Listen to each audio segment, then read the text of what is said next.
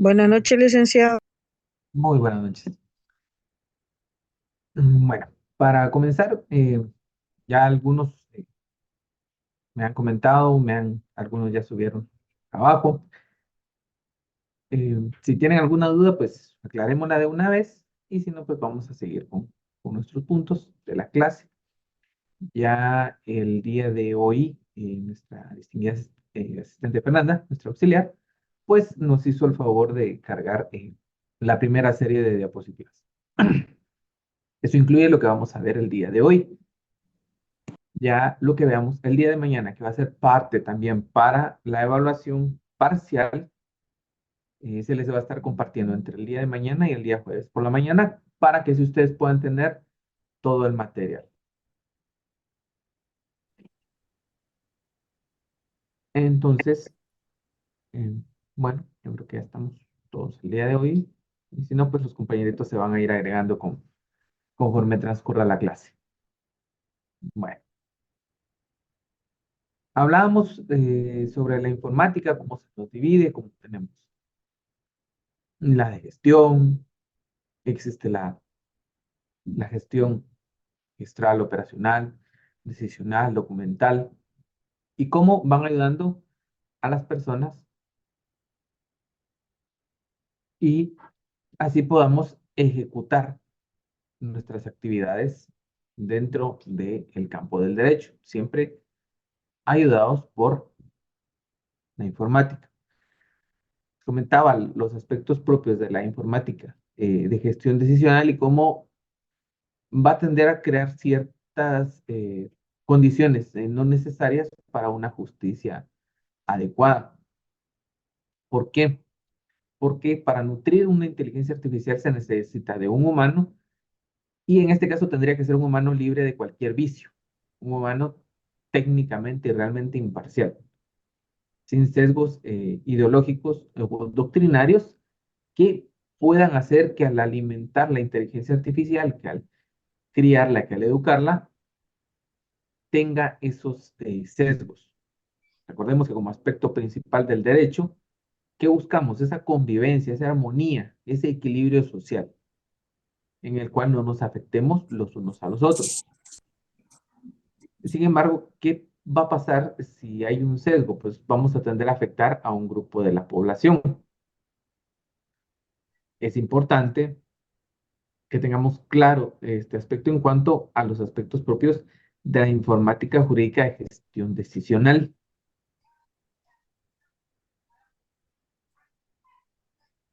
Se le considera como el área más problemática de la informática jurídica, ya que se piensa que consiste en un automatismo de la decisión en donde las personas actúan de forma totalmente mecanizada y sistematizada. Aquí es donde vamos a esos aspectos propios del ser humano y todos estos vicios que pueda tener una persona en cuanto a su propia ideología o pensamiento. ¿Por qué? Porque si nos volvemos en aspectos repetitivos, sistematizados y mecanizados, necesitaríamos que totalmente la sociedad fuera así. Y esa situación actualmente en el mundo no sucede, ya que no tenemos estos aspectos propios de un bot, de un robot, sino que tenemos un pensamiento único y cada persona tiene sus propios criterios. Entonces, para ese aspecto es que los aspectos del aspecto decisional no pueden aplicarse. Hay otros aspectos en los que son situaciones repetitivas en los que sí podría aplicarse. Se establece que no se va a razonar sobre una actividad o un proceso que se realice y qué consecuencias va a tener el mismo. Y esto pasa así en el derecho. Una inteligencia artificial debería considerar para ser necesaria en el aspecto decisional, en los aspectos civiles, los que son un poco más mecanizados, situaciones propias. Por ejemplo, tenemos una propiedad que fue inscrita por error sobre una finca distinta de la que realmente constaba. Este análisis lógico tiene que retrotraernos en un pasado sobre el folio en el que consta esa inscripción. Porque, ¿qué sucede? Pudo existir un error humano, pero calcular ese error, analizar ese error y determinar esos tiempos es específicamente del ser humano, porque no va a ser el mismo error. Recordemos que una propiedad tiene un libro, una finca y un folio, pero tendríamos que entrenar una inteligencia artificial para que pudiera determinar cuál fue el error si hubo una mala inscripción. Y esos casos, si bien es cierto, se repiten, también implican a veces que hubo o un error humano o un acto de dolo para inscribir mal una propiedad. ¿Y qué consecuencias tiene al final? Que si por una situación sistematizada no se analiza lo suficiente, en ese caso una persona puede perder ese derecho humano a la propiedad. Entonces esas consecuencias son las que una sistematización podría no considerar al momento de resolver, sino en la ayuda que pueda prestar, por ejemplo, a un juez en cuanto a establecer un patrón determinado en resoluciones muy repetitivas y facilitar así la redacción de las mismas. Aquí tenemos aspectos en los que sí podría ser de una ayuda a la inteligencia artificial y esa decisión. En los impulsos de mero trámite, en el puro oficio, ¿sí? Ahí tendríamos que entrenar a la inteligencia artificial para que determinara congruencias en cuanto a la argumentación y las incidencias del mero trámite. Sin embargo, muchas personas tienen por costumbre solicitar cuestiones dentro del inicio de un trámite que no son necesarias, sino que deben hacerse en su etapa procesal oportuna. Entonces tendríamos que entrenar a la inteligencia artificial para que aprendiera a diferenciar esto, porque lo que podría pasar es que no va a encontrar una solución y podría generar errores. Por eso es que actualmente se tienen esos juzgados de admisibilidad en algunas ramas para que determinen si es procedente o no darle trámite a cierto tipo de demandas. Sí podría hacerse, como les digo, para cuestiones de mero trámite. Para resolver cuestiones de fondo o el asunto principal, en esos aspectos sí no se podría. Recordemos que la ley del organismo judicial diferencia entre tres tipos de resoluciones: el decreto, el auto y la sentencia. ¿Qué sucede con el decreto? El decreto regularmente es una resolución o providencia que va a dar únicamente trámite, que va a admitir y va a decirle si su demanda es correcta, procedemos a iniciar el trámite. A dar por evacuadas audiencias, a dar por evacuados plazos y a abrir etapas procesales. El auto sí ya va a resolver cuestiones de una incidencia particular. ¿Y a qué podemos ir aquí? Recordemos que tenemos formas de detener el proceso antes de llegar a sentencia o formas de terminar el proceso. Y una de ellas son las famosas excepciones. Las excepciones se resuelven regularmente por medio de un auto. Es una resolución fundamentada, pero que no requiere todos los formalismos de una sentencia. Y la sentencia, que determinada como tal, tiene formalismos específicos, que adoleciendo de estos, las hacen nulas. Entonces, poder entrenar una inteligencia para que pueda llegar a este aspecto de decisiones no retomaría solamente una cantidad muy grande de tiempo, sino que podría llevar a la consecuencia que ya determinamos. No saber si realmente se cumplió la meta del derecho, esa justicia, esa paz, esa armonía social que se pretende para todos los ciudadanos. Se establece también que debe ser un beneficio para el juez y para el oficial que tengan que llevar la tarea de copia utilizando el programa adecuado. ¿Y para qué sí se podría sistematizar? Para reducir ese tiempo de trabajo que se utiliza para realizar operaciones que se realizan con frecuencia. A este aspecto, la Corte de Constitucionalidad solicita que cuando se interpone una acción de amparo se pueda llevar el archivo digital. ¿Y por qué? Porque aquí ellos intentaron aplicar no totalmente una informática jurídica decisional, sino aplicar la tecnología para que ellos puedan minimizar el tiempo de redacción de sentencias, de autos o de decretos inclusive. Entonces, aquí ya vemos cómo la informática empieza a jugar ese papel importante, pero no totalmente de decisión, sino más de una mecanización en cuanto al proceso. En estos aspectos propios, el decreto 13-2022 ya viene a contribuir con el sistema de justicia, pero en esos aspectos propios del uso de la informática para una ayuda de los tribunales de justicia, donde ya van a utilizar la gestión operacional, registral, no así la decisional.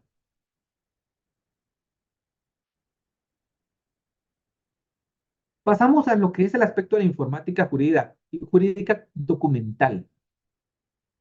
Esta la vamos a definir como aquella que busca la creación de bancos de datos jurídicos. ¿Por qué un banco de datos?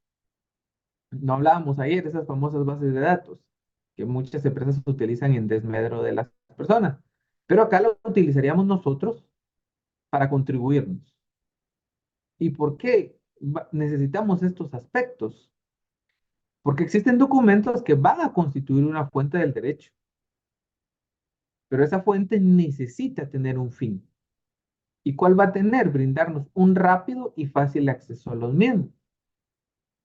El ejemplo ad hoc de esto es la plataforma de la Corte de Constitucionalidad, que nos brinda la jurisprudencia que va asentando con sus fallos en una misma vía dicha Corte. ¿Y por qué? Porque esa plataforma tiene un apartado específico de jurisprudencia. Es esa base o ese banco de datos que está creado para que nosotros podamos consultar y así poder tecnificarnos. Ya en aspectos propios de trabajo, lo harán los jueces al momento de resolver y poder aplicar esos criterios a sus decisiones, o lo haremos nosotros como abogados, litigantes, como fiscales, como defensores, como procuradores. ¿Para qué? Para fundamentar todas esas peticiones que tengamos nosotros. Es importante estudiar esos aspectos desde el punto de vista primario constitucional, porque muchas personas están en la actualidad y no es malo aprender, pero es malo no saber. Muchas personas quieren o están intentando con bancos de datos que son pertenecientes a otras latitudes, tanto continentales como de cortes en sí, fundamentar sus peticiones. En nuestro ordenamiento jurídico, ¿cuál es esa base? ¿Qué es lo que sostiene nuestro ordenamiento jurídico? La Constitución Política de la República de Guatemala. Eso es lo primero que nosotros tenemos que tomar en cuenta para poder ejercer el derecho. Si bien es cierto, los derechos humanos, esos convenios en materia de derechos humanos van a complementar la Constitución, también es cierto que primero debemos verificar si nuestro ordenamiento protege esos derechos y hacer una sana correlación de esas jurisprudencias. Y no como pretenden algunas personas sorprender a los tribunales de justicia con teorías que no son aplicables. Uno, por legislación y dos, por propia cultura. Cuando se legisle, pues podría aplicarse, pero por el momento no son aplicables muchas de esas teorías que tratan de hacer o de utilizar para fundamentar escritos. Entonces hay que tener bien claros esos aspectos. La justicia se imparte por la Corte Suprema y los tribunales de justicia de conformidad con el artículo 203 de la Constitución, de conformidad con la Constitución y las demás leyes. ¿Sí? Bueno, esta área de la informática jurídica documental tiene ese objeto que ya vimos en anteriores momentos. Es ese procesamiento, ese almacenamiento y esa recuperación y exposición de la información. Pero ¿qué información en nuestros aspectos y para efectos propios del estudio de esa información jurídica? Vamos a tener la legislación, vamos a tener la jurisprudencia, vamos a tener libros, bibliotecas y etc. de recursos que nos ayuden a nosotros. Muchos de ustedes ya van a poder utilizar la plataforma o plataformas que brinden informática o información en aspectos jurídicos de manera documental a través de la red. ¿Y por qué? Hay una cantidad bastante grande de bibliotecas virtuales que nos permiten la consulta de libros que ya se encuentran digitalizados por las mismas y establecen aspectos propios de las normas APA para efectos de citación en texto. Y cómo presentamos nosotros nuestro trabajo de tesis por medio de normas APA. ¿Sí? Entonces acá las propias plataformas ya nos brindan la forma de citar. Sin embargo, nosotros también tenemos que hacer ese trabajo de corroboración. Bueno, la biblioteca me lo permite, pero estará bien citado, sé yo esa norma y hacer esas corroboraciones, pero ya nos evitan unos pasos en cuanto a la redacción. ¿Sí? A la informática jurídica documental le vamos a denominar de ayuda. ¿Y por qué nos ayuda? Porque sobre la base de una adecuada información, nosotros como profesionales vamos a seleccionar entre distintas alternativas de un problema jurídico que se nos plantee. Y vamos a ver nosotros varias alternativas de solución de un problema. Ya no es solamente que podamos decir, bueno, yo interpreto la ley de esta manera, sino que podemos acudir a estas plataformas de jurisprudencia, de doctrina, para poder verificar la guía de nuestro propio criterio y determinar si estamos totalmente acertados o si podemos fortalecer lo que nosotros vamos a plantearle a un juzgado.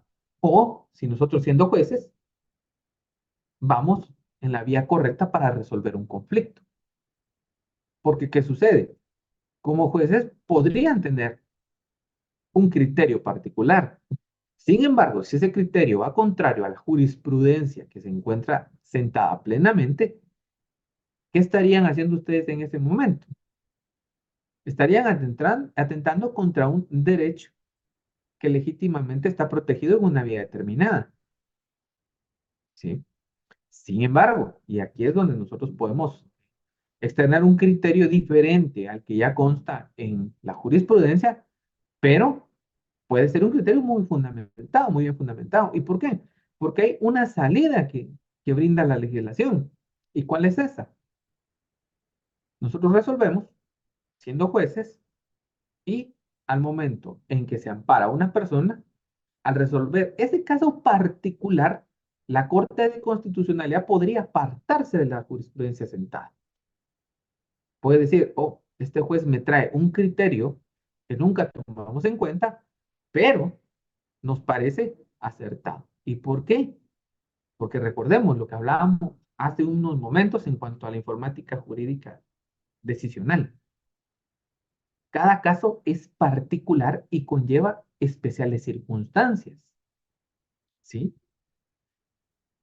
No es lo mismo que una persona asesine a otra y pretenda que le brinden una medida sustitutiva a una persona que por negligencia, imprudencia o impericia provocó la muerte de una persona. Cada caso es particular y cada caso lo va a tratar el juzgador de una manera particular y va a tomar una decisión respecto de ello. Asimismo, la Corte puede apartarse en algún momento de jurisprudencia que ha mantenido durante 10, 20 años e indicarnos no, tiene razón el juzgador o, es más, el juzgador pudiendo haber resuelto con base a jurisprudencia, puede que el amparo que plantee ese abogado litigante tenga una certeza y un razonamiento lógico que la Corte le dé la razón. Entonces, como base, tomemos la jurisprudencia. Pero si tenemos un criterio y creemos poder robustecerlo con nuestros argumentos, planteemos, porque también nosotros tenemos ese derecho de poder decidir, de poder exponer. y que sea escuchado nuestro criterio. Pero siempre nos vamos a fundamentar, ¿sí? Nos fundamentamos conforme a la Constitución, a la ley, y ahí hacemos nuestro planteamiento de vida.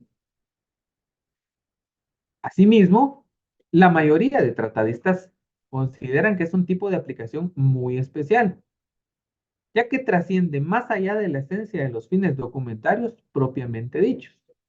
¿Y por qué trasciende más allá de ese fin de documentar? Porque como se los decía, se puede plasmar en peticiones, en resoluciones, en providencias y etc. de actitudes que ustedes puedan indicar. ¿Cuáles son esos ámbitos de injerencia que se pueden establecer esencialmente? De ellos tenemos 5 aspectos, 5 ámbitos. Van a ayudar a decidir, van a ayudar a la educación, en la investigación, en la previsión y a la redacción. ¿Y por qué a la decisión? Porque si tenemos esa base de jurisprudencias, podemos tomar el mismo si nuestro criterio se asemeja. O por el contrario, podemos tomar nuestro criterio y compararlo con esa jurisprudencia. Ya nosotros tendremos que ser responsables de eso. Ayuda a la educación en este aspecto particular. Muchos de ustedes van a consultar la documentación que se encuentra en plataformas para ver esos fines, ese objeto, esa misión en cuanto al ámbito informático de esas instituciones que ustedes están estudiando. En la investigación, aquí podemos hacerlo para este trabajo de investigación o inclusive para la tesis que ustedes van a desarrollar para obtener sus títulos. ¿Y por qué? Porque como les decía, ya cuentan con estilos de citación APA en su aspecto y variante 7. En la previsión, ¿por qué? Aquí es donde entra más el aspecto teórico legislativo. Porque con toda esa documentación que se puede adquirir, el legislador, mediante su grupo de asesores, que así debería de ser, puede crearnos una mejor legislación y prever mejores escenarios. Uno de las situaciones que ocurrió precisamente el año pasado fue la regulación de la actitud humana frente a la informática. ¿Y en qué aspecto? En cuanto al chantaje con fines sexuales. ¿Por qué? Porque muchas personas podían captar imágenes, videos y o cualquier otra información de otra persona y chantajearlo con ello. Sin embargo, sí hay una discordancia en esa forma de legislar, pero fue más por un aspecto técnico. La primera mencionada es de gran importancia en esa aplicación jurídica. Y van a crearse bancos de datos jurídicos que contienen parámetros antes indicados, parámetros jurisprudenciales, a efecto de integrarlos con base en criterios propios acordes a esa información y su relevancia jurídica. Si el criterio de la primera declaración es una esencialidad o el abstenerse de declarar como derecho humano es necesario, tenemos que atender a ese derecho de defensa y vamos a consultar esa jurisprudencia y ver si se cumplió o no. Si él quería declarar y no lo dejaron o si lo obligaron a declarar y él no quería. Cómo el debido proceso y esa presunción de inocencia se protegieron. ¿Y cómo lo vamos a hacer? Obteniendo la jurisprudencia necesaria para así nosotros verificar una resolución. Tenemos como uno de los ejemplos de bases de datos el Senado, ese Centro Nacional de Análisis y Documentación Judicial. ¿Y de quién es este centro? Es del organismo judicial. Salas, Corte Suprema, cargan a esta base de datos resoluciones para que el ciudadano, el abogado, pueda consultarlo y verificar en qué sentido han ido resolviendo los tribunales del país. Otro de esos bancos de datos, ya lo hablábamos, la propia Corte de Constitucionalidad en esos apartados específicos. La informática jurídica documental la vamos a dividir en informática jurídica documental legislativa. Acá tenemos la página del Congreso de Guatemala. Si bien es cierto, ellos tienen una página y tienen una estructura, es una página que al momento o al día de hoy es poco amigable con el usuario. Y una de esas características de la informática es que debe ser amigable, celero, fácil, lo que al momento no ocurre. Si bien es cierto, tienen ciertos documentos, también es cierto que muchos no se encuentran en formatos PDF propiamente establecidos. Muchos de ellos son fotografías o capturas de lo que sucedió en el Diario de Centroamérica y los cargaron a plataforma. Para aspectos de la informática jurídica documental, si bien es cierto, sirve como una consulta, es bastante tedioso para muchas personas poder hacer, no dice nuestro amigo Boris, que ni la página ni las personas porque no les gusta dar información. Esa es una situación bastante real en muchos lados de la administración pública, lamentablemente, compañeros. No les voy a quitar la razón, sucede mucho. Pero si pudiera implementarse mediante su sistema o mediante su departamento informático esa amigabilidad de la página para con el usuario, sería magnífico, porque podríamos descargar de ahí todos los decretos, acuerdos y demás legislación aplicable y podríamos tomar esos extractos necesarios para resolver o para plantear peticiones. La informática jurídica documental jurisprudencial. Hablábamos de Senado, hacemos relación a la Corte de Constitucionalidad, quien a día de hoy tiene, podríamos decirlo sin lugar a dudas, la mejor página en cuanto a jurisprudencia establecida. Sin embargo, recordemos que la justicia constitucional debería ser esa última razón, porque los tribunales todos deberían resolver conforme a la Constitución y a la ley. Sin embargo, recordemos también que ahí podemos verificar cada derecho constitucional y cómo ha sido protegido mediante fallos sucesivos de la Corte de Constitucionalidad. Vilex también tiene una muy buena base de datos referente a jurisprudencia. La informática jurídica documental doctrinal, que son todas esas bibliotecas virtuales. Si nos damos cuenta, podemos utilizar esta triple división para la elaboración de nuestra tesis. Obviamente, y no les voy a negar que hay ciertos aspectos de asesoría que muchos quisieran que fueran sobre libros físicos, pero la tecnología y el mundo están evolucionando y creo que a ustedes se les facilitaría de una manera enorme poder realizar un trabajo de tesis propiamente con aspectos propios de la informática, que es realmente son de bastante accesibilidad en cuanto a aspectos de citación, de paráfrasis y de estas situaciones. Sin embargo, también es cierto que para distintos tipos de personas, un libro físico es muy bueno en su consulta. Cansa menos a la vista y causa menos daño también. No podemos negar esas situaciones particulares que la tecnología tiene para nosotros. Nos dice nuestro amigo Alex que el Estado nunca actualiza sus páginas. Sí, lamentablemente hay muchos que no las actualizan. No vamos.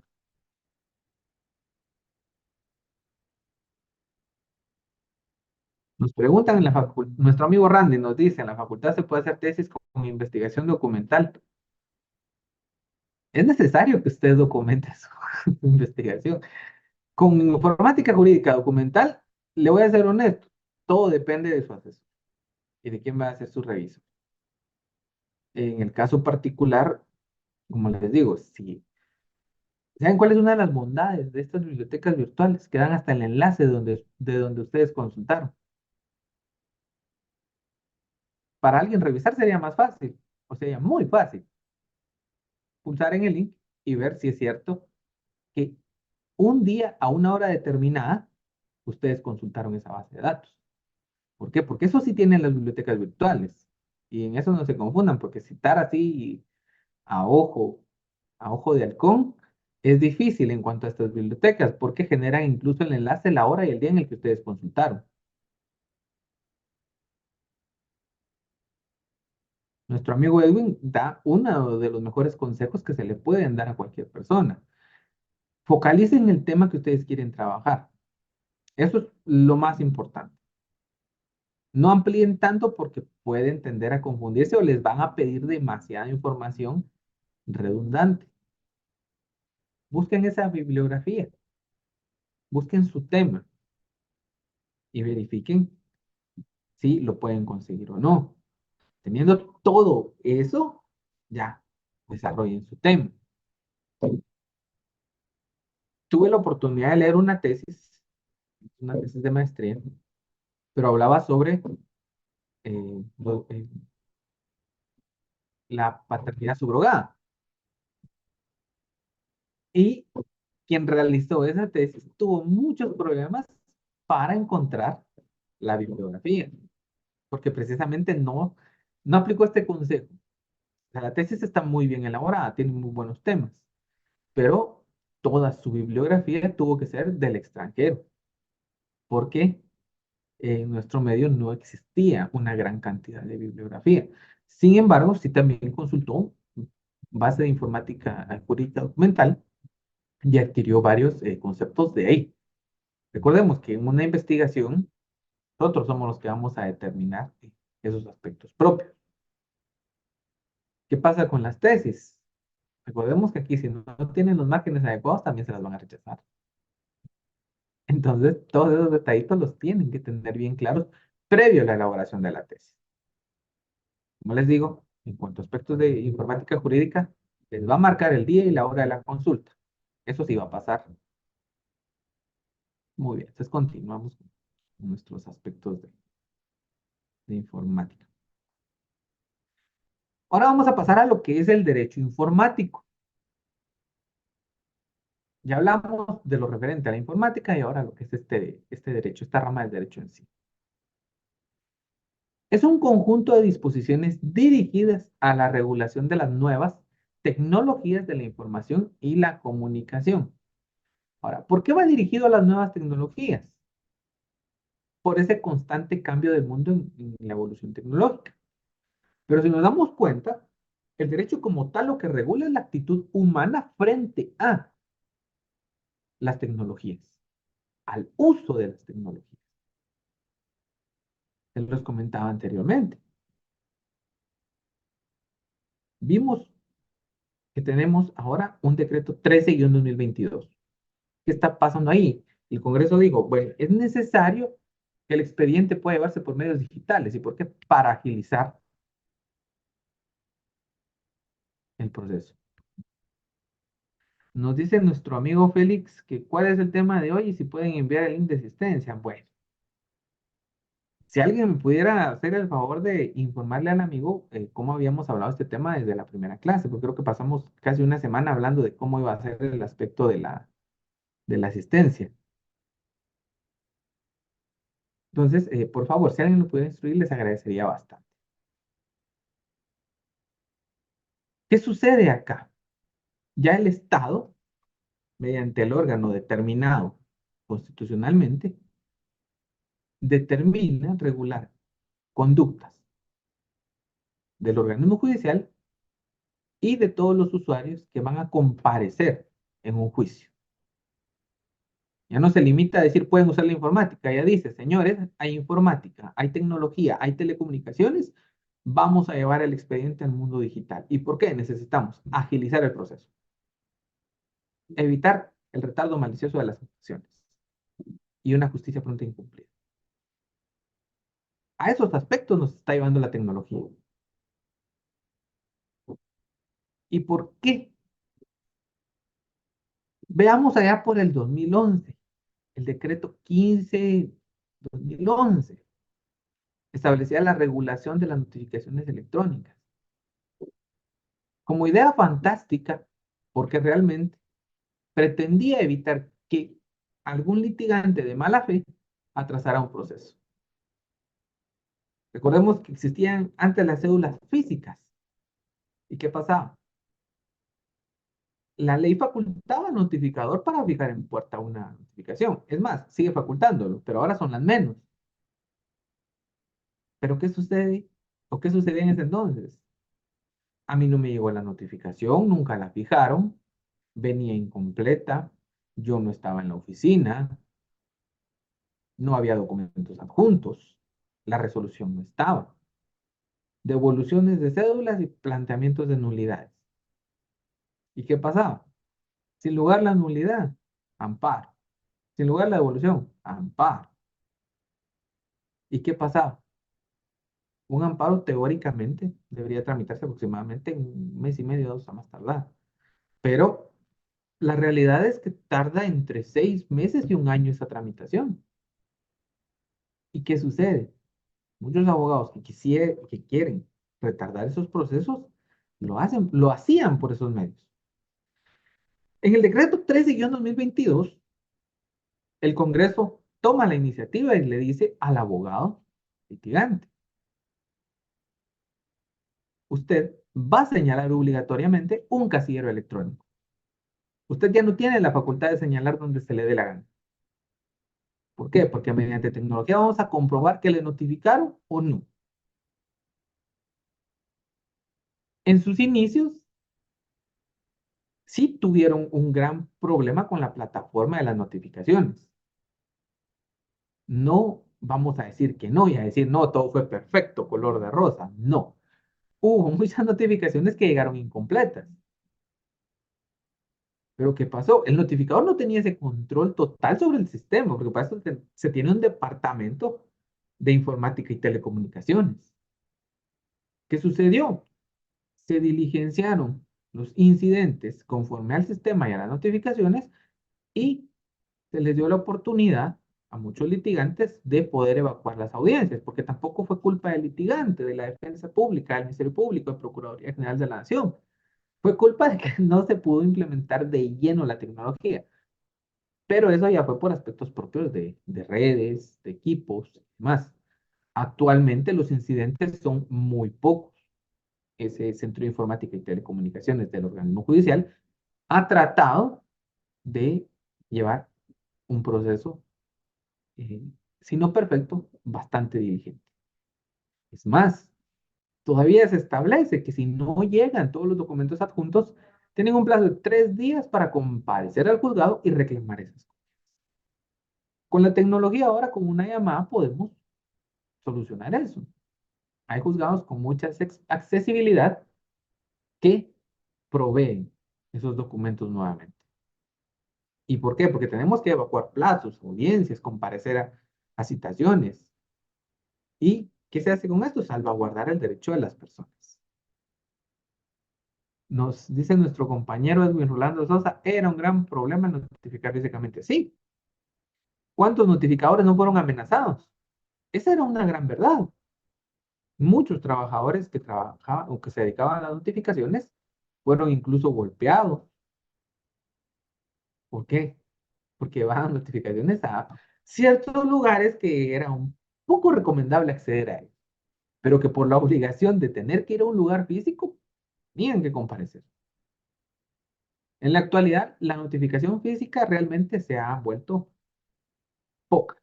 No vamos a decir que no se sigue dando porque sí hay aspectos propios que hacen que se dé, pero sí se está llevando a cabo un proceso de reestructuración en cuanto a ese primer aspecto, la notificación. La Corte de Constitucionalidad, cuando van a aspectos de amparo, le dicen a las personas, o litigante, que debe crear su casillero en la Corte de Constitucionalidad. Esa es una realidad que está pasando en estos momentos. Y ustedes como todos los abogados tienen que tenerlo bien claro. Para el organismo judicial tienen un casillero electrónico y para la Corte de Constitucionalidad tienen otro. Recordemos, justicia común, justicia constitucional. No son lo mismo y no son el mismo órgano de Estado. Nos pregunta nuestra distinguida Lilian si todavía hay notificadores físicos. Sí, sí, todavía existen. Pero son los menos. No vamos a decir que no las hacen, porque también recordemos, debe protegerse el derecho de defensa de las personas. Pero ahora es demasiado evidente cuando se trata de retrasar un proceso. Ya no es como antes, que podía achacarse a muchos errores, ahora no. ¿Por qué? Porque se notifica físicamente ahora a las partes, a los abogados ya, ¿no? El abogado ya no tiene ese derecho. Lo perdió por ley. ¿Y por qué? Incluso ahora, para inscribirse ustedes como abogados en el registro de la Corte Suprema de Justicia, uno de esos requisitos necesarios es presentar la constancia de tener un casillero electrónico. Entonces, ¿qué quiere decir? Por parte de los abogados va a ser casi imposible. Obviamente, hay quienes se las inventan e intentan engañar al tribunal, porque eso no lo vamos a negar. Pero nosotros por eso estamos acá hoy, para nosotros poder defendernos nosotros cuando suceda esto. Porque tampoco sería justo que ustedes, esforzándose de lunes a viernes, de 7 a 8 de la noche, adquiriendo conocimientos, reciban esas situaciones. Nos pregunta nuestra amiga Dulce que si por los estrados se puede hacer. Podemos. Un apercibimiento donde les digan, tiene que señalar notificaciones o se le va a notificar por los estrados,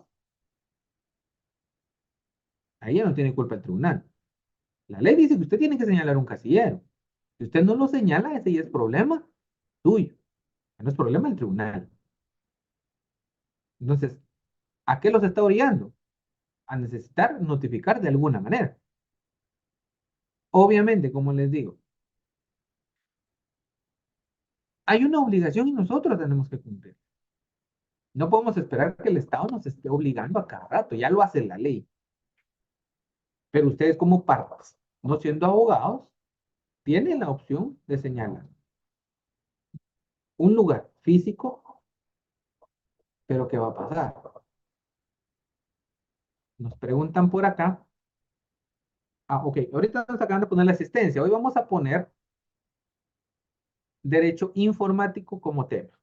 Ya nuestra amiga Fernanda nos hizo el favor por acá de ponerlo, entonces nos llenan su asistencia y ya. Con eso van a contar con su asistencia del día de hoy. Nos dicen, ¿es válida una notificación vía WhatsApp donde dan por hecho que efectivamente uno la recibió? No. La ley es clara. Casillero informático, casillero electrónico. No dice WhatsApp, dice casillero electrónico. Si alguien le quiere obligar a o forzar a que recibiera notificación así, no. Ahora, y esto lo tienen que tener bien claro.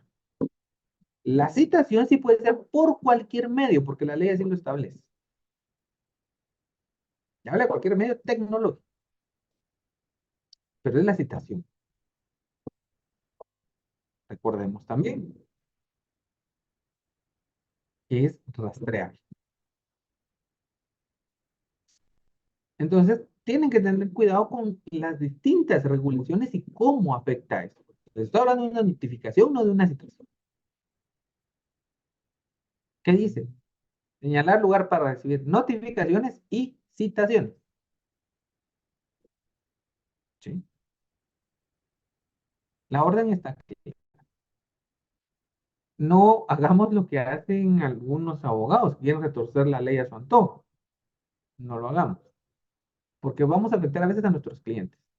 Tengamos cuidado con la debida diligencia en cuanto al cliente, en cuanto a aquella persona que necesita nuestra ayuda. Que recordemos que también la propia ley nos indica que podemos auxiliar a personas sin necesidad de un pago. Pero eso ya es una cuestión personal. Yo no les digo háganlo, no les digo no lo hagan. Esa es una cuestión ya personal de cada individuo. Bueno, esta finalidad va a llevar a las nuevas tecnologías para que no las usemos para violentar el derecho de otro. Porque nosotros sabemos que las actitudes humanas al uso de la tecnología ya no tienen que vulnerar esos derechos. Bueno, ¿qué características poseen? Bueno, tiene un objeto delimitado que es la tecnología. Ese es el objeto, la tecnología. Y que se regula nuestra actitud con base al uso de esto. Cuenta con una metodología específica. Sí, porque recordamos cuando hablábamos de la tecnología que son todos esos conocimientos técnicos y científicos, sí, que nos van a ayudar ya en el mundo del derecho. Que tiene su origen porque posee sistemas y sus propias fuentes. Claro, ¿Cuáles son sus fuentes? Son las tecnologías y la telecomunicación, las famosas TICs. Es cambiante y dinámico, lo que hablábamos con la línea temporal del desarrollo tecnológico, cuando se dice, allá por el año 1800 y finales del 1800, y creamos el telégrafo, y venimos a hoy, ya donde la tecnología cada 6 meses está presentándonos nuevas variantes. Es un derecho subordinado. ¿Y por qué se subordina? ¿O a quién se subordina? A la Constitución Política de la República de Guatemala. ¿Está presente en todas las ramas del derecho? Sí. Transversalmente puede ayudar a todo el entorno del derecho.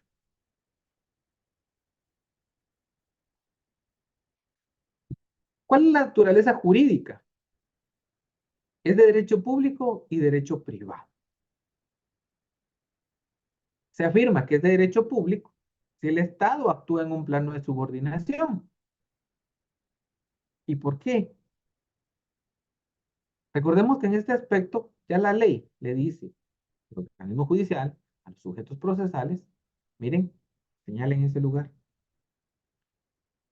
Pero también eso, nosotros vamos a llegar como usuarios en calidad de patronos a algunos registros, a decirles, miren, estos datos son los que quiero que usted me inscriba.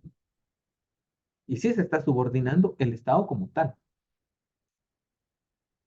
Es de derecho privado cuando actúa en una situación de coordinación o mediación. Y diremos, pero ¿cómo se da esa situación? Vemos los aspectos propios de la Superintendencia de Administración Tributaria, que es uno de los ejemplos bastante ad hoc de esto. La SAT a ustedes solo les dice que tienen que pagar el impuesto de una transacción, pero no les dice qué comprar o qué no comprar, a qué precio. No interfiere en el mercado, solo interfiere en esa confiscación del impuesto para pasárselo al Estado y que ejecute su función. ¿Qué sucedería si la SAT pudiera imponer precios o la mismísima ARIAC o el Ministerio de Economía? Regularía en exceso el mercado, ya no sería coordinador, sino ya sería superior. ¿Y qué pasaría? Como consecuencia lógica, se crearía una inflación, hablando de aspectos técnicos de la economía. Entonces, esa cuestión de coordinación, de mediación, es donde el derecho privado nos brinda, o donde sale esa naturaleza jurídica del derecho privado en cuanto a esos aspectos de naturaleza.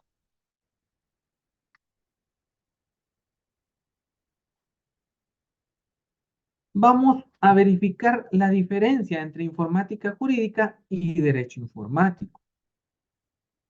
¿Cuál es la principal diferencia? La informática jurídica va a incorporar la tecnología de la información, esas tecnologías de la información y comunicación al mundo del derecho. Cuando vemos que las computadoras, cuando vemos que los dispositivos móviles ya nos permiten acceder a eso.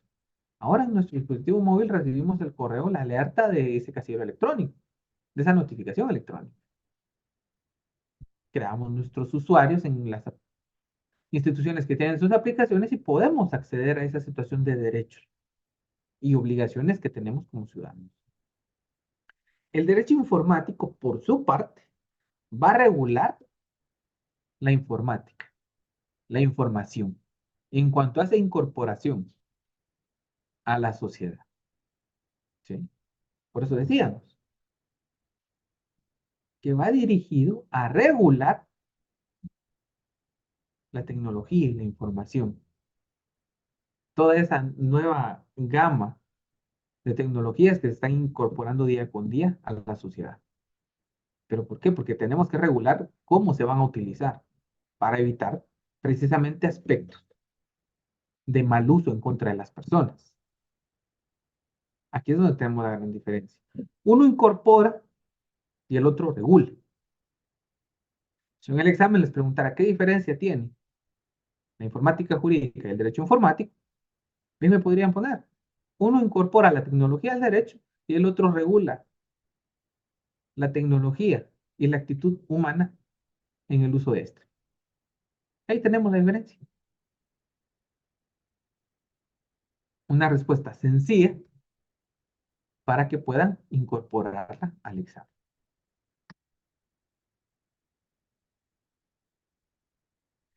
Un ejemplo de informática jurídica y uno bastante claro y muy bonito es el Manual de Políticas de Copias de Respaldo de la Operación Registral. Este manual, ¿qué especial tiene?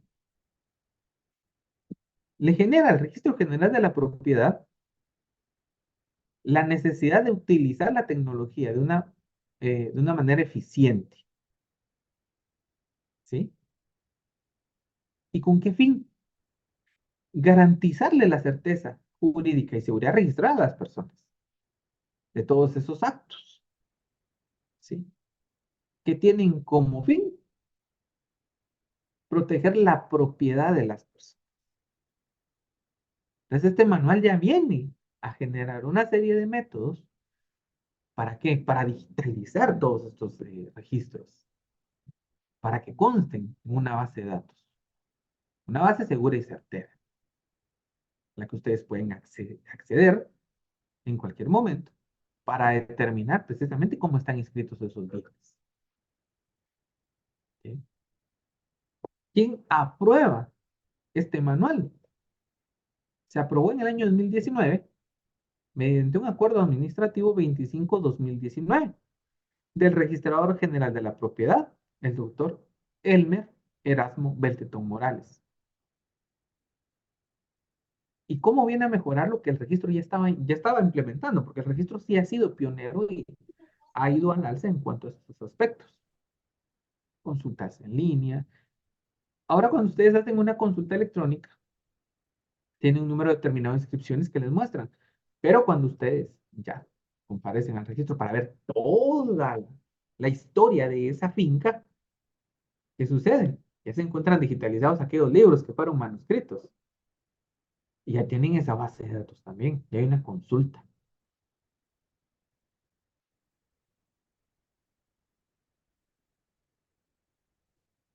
¿Qué ejemplos tenemos del derecho informático? El que les hablaba, el decreto 15/2011. Esa ley reguladora de las notificaciones por medios electrónicos en el organismo judicial. El acuerdo de la Corte Suprema de Justicia 11/2012, que es el reglamento de las notificaciones por medios electrónicos en el organismo judicial.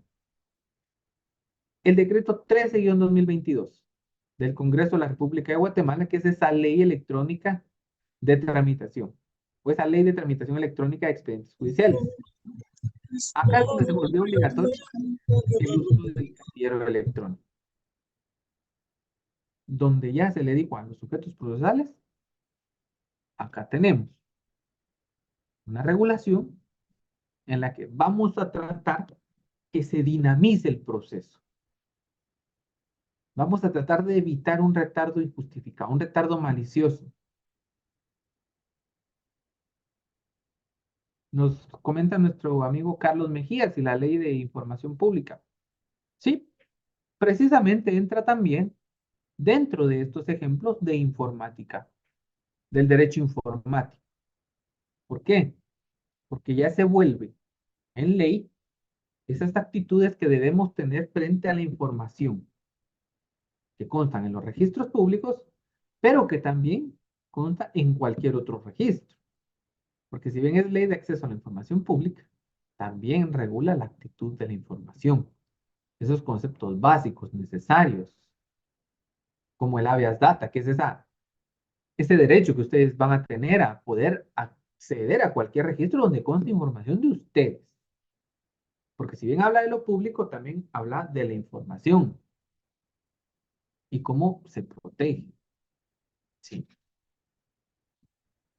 También podemos hablar de la ley de reconocimiento de comunicaciones y firma electrónica como ejemplo de derecho informático. ¿Sí? Como el Ministerio de Economía establece la reglamentación propia para la creación del registro de prestadores de servicios de certificación. Como nos comentaba un amigo, él trabaja ya con aspectos de firma electrónica y para él es muy importante este aspecto. Nos dice nuestro amigo Carlos que en los juzgados ya escaneamos todos los memoriales que ingresan y los actos conclusivos se reciben únicamente en medio digital. Vemos acá cómo ya la informática se está aplicando de una manera más adecuada. Si bien es cierto lo que dice nuestro amigo Carlos, hay muchos juzgados que ya lo están haciendo, también es cierto que en otros juzgados todavía no lo hacen. No vamos a decir que en todos lo hacen y en que en todos no lo hacen. Hay unos que lo están implementando debidamente y más lo podemos ver en los juzgados que toman de piloto, que regularmente toman para pruebas los juzgados de turno, que son los que primero reciben las pruebas y ya si con ellos funciona, pues ya lo trasladan a los demás juzgados. Y si no, pues se regresan en pasos y vuelven a implementar de una mejor manera. Efectivamente, como nos lo comparten nuestros compañeros, ya se están mecanizando. ¿Y por qué? Este decreto 13/2022 da esos pasos necesarios. Obviamente tenemos que también concientizar a los abogados, que recordemos que muchos abogados iniciaron sus quehaceres, su ejercicio profesional con cero tecnología. Hay muchas personas que todavía litigan que iniciaron con máquinas de escribir, que iniciaron presentando escritos a mano. Y tampoco podemos dejar de ser empáticos con aquellas personas que aún avanzadas siguen trabajando. Tenemos que ayudar a que se formen en estos aspectos tecnológicos. Tenemos que ser esa piedra, pero de ayuda, no un tropiezo, sino para que se recuesten y sigan hacia adelante, para que puedan descansar un momento y sigan. Pero aquí ya también implica bastante el deseo de cada persona de superación personal.